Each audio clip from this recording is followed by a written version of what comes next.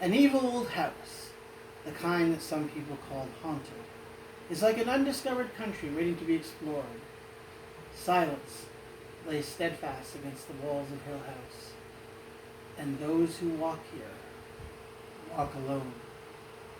Those are some of the words that were in the 1963 Robert Wise film, The Haunting, which is, in my book, the single scariest movie that I've ever seen.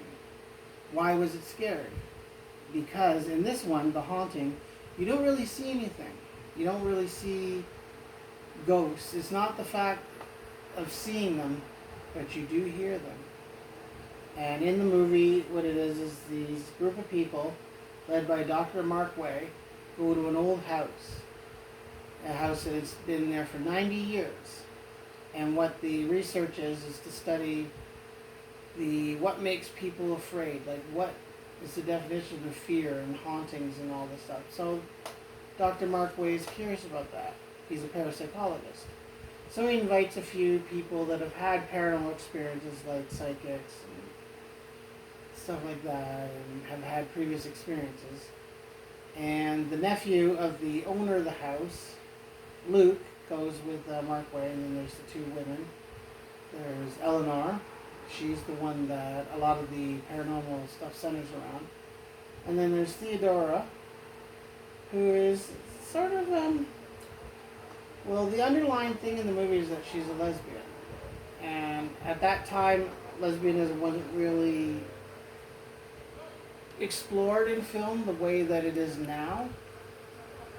There wasn't really an exploration of it, but it's not really full blown. It's very subtle, so it leaves the viewer to think, what is it about Theodora? There's a bit of a mystery about her. But anyway, the story, they go to the house, and all these spooky things happen over a period of time, and you hear strange sounds. And that's what I thought made the movie really scary, is the fact you got to hear all these spooky sounds. And then you got the researchers in the group, they have to find out what's going on, what's wrong, and I'm not sure if they really resolved anything, but I definitely think that they were left with an experience.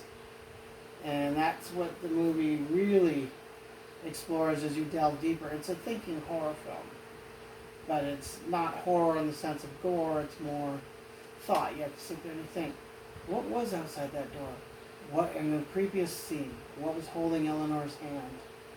And as you go along, it just gets spookier and spookier and spookier, and then comes to a very chilling, tragic conclusion, which you'll have to see the film and find out. But in the meantime, that was it. The 1963 adaptation of The Haunting.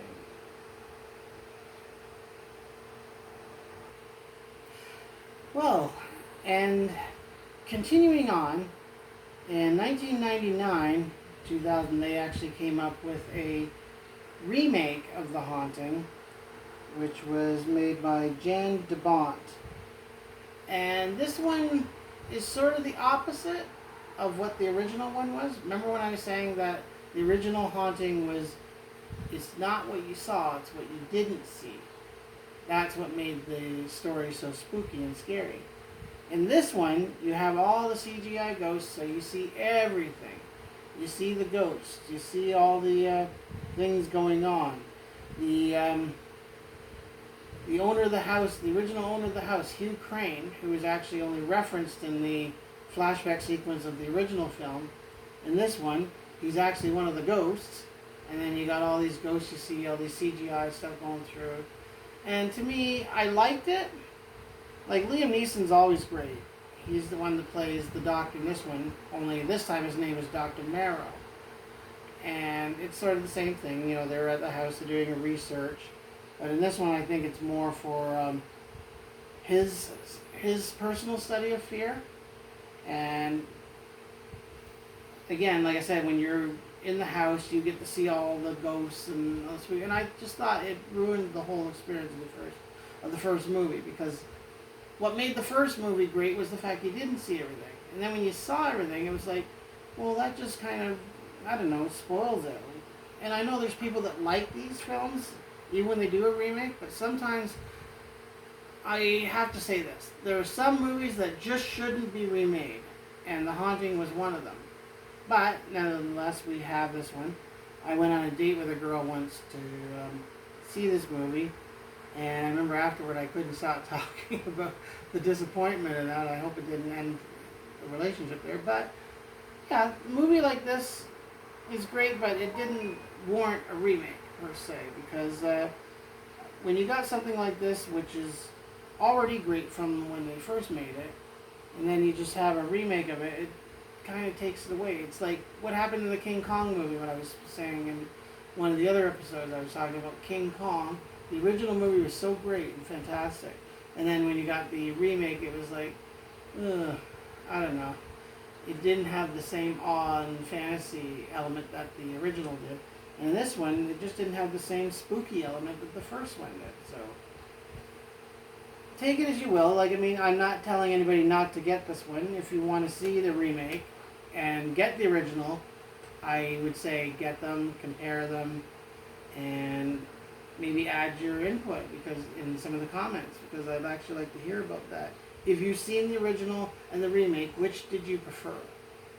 So if when you're commenting, just let me know what one you preferred, and then we can read some of the comments. But for now, that was Paul Westbrook's Cinema Picks of the Week. We hope you enjoyed the show today.